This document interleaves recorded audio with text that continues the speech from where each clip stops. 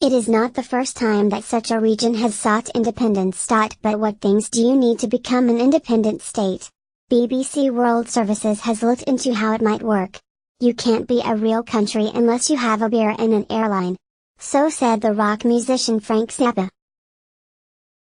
There's an incredible amount of economic development that's taking place.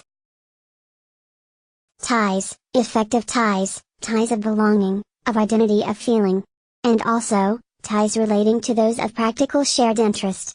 Another essential is that states should have a defined territory, an area within borders, in which it is sovereign. Stable and effective government is another criterion of statehood cited by many. The ability to conduct relations with other states is another key element. So sovereign states are free to enter into relations which are bilateral, where, for example, two countries agree to diplomatic relations or work together to solve a common problem, or multilateral, as part of the EU, for instance, or as signatories to international climate change agreements. Underlying this is the understanding that a sovereign state is neither dependent on, nor subjected to, any other power or state. So how do would-be states become true states?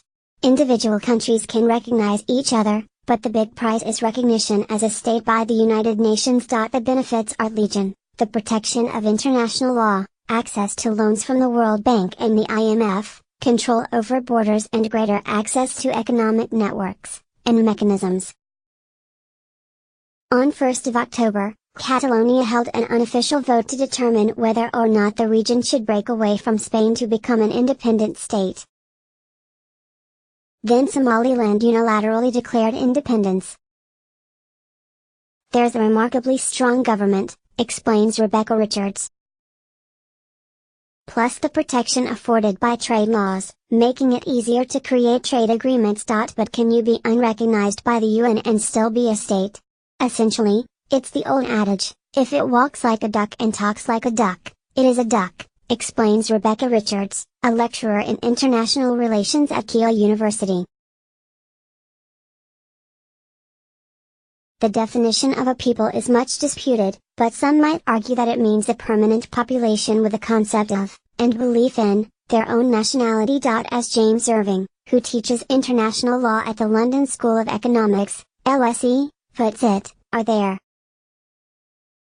But actually, international law experts are much more likely to identify four main facets of a state: a people, a territory, a government, and the ability to conduct relations with other states on a sovereign basis. It's had a series of democratic elections. It's peaceful. It's stable. We recognize that it is state-like, it's just lacking that recognition.